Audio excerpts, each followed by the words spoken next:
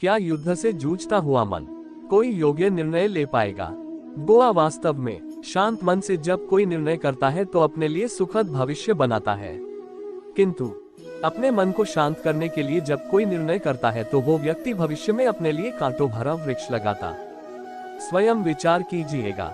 तुम सबके जीवन में ऐसा प्रसंग अवश्य आता है कि सत्य कहने का निश्चय होता है हृदय, किंतु मुख से सत्य निकल नहीं पाते। क्यों? कोई भाई मन को घेर लेता।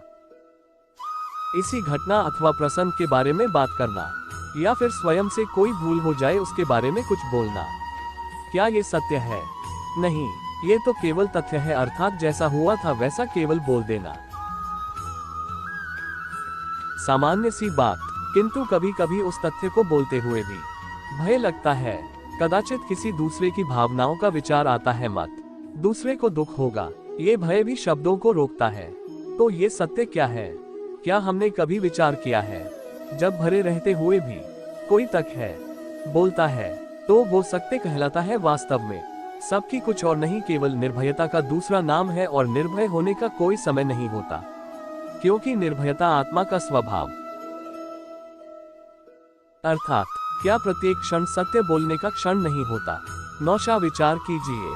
जीवन में आने वाले संघर्षों के लिए जो मनुष्य स्वयं को योग्य नहीं मानता, जब उसे अपने ही बल पर विश्वास नहीं रहता,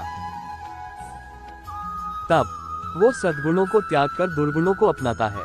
वस्तुतः मनुष्य के जीवन में दुर्जनता जन्म ही तब लेती है जब उसके अंतर में आत्मविश्वास नहीं होता। आत्मविश्वास भी परछाई को धारण करता।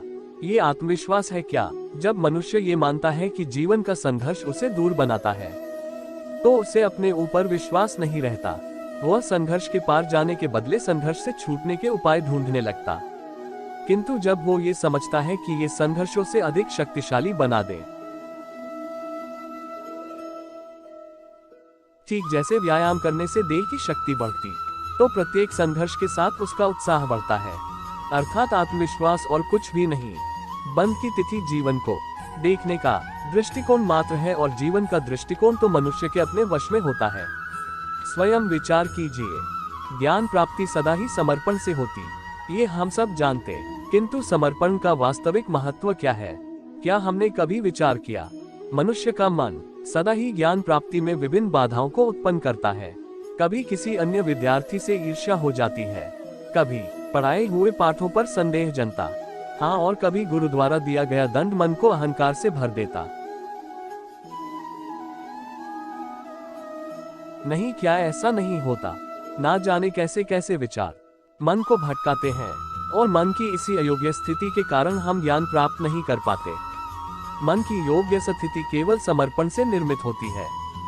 समर्पण मनुष्य के अहंकार का नाश करता है, रशा, महत्वाकांक्षा आदि भावनाओं को दूर कर हृदय को शांत करता है और मन को एकाग्र करता। वास्तव में ईश्वर की सृष्टि में ना ज्ञान की मर्यादा है, ना ज्ञानियों की।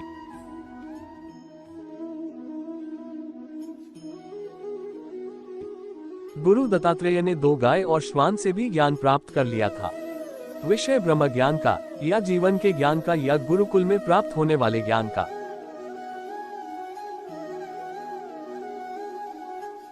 उसकी प्राप्ति के लिए गुरु से अधिक महत्व है उस गुरु के प्रति हमारा समर्पण।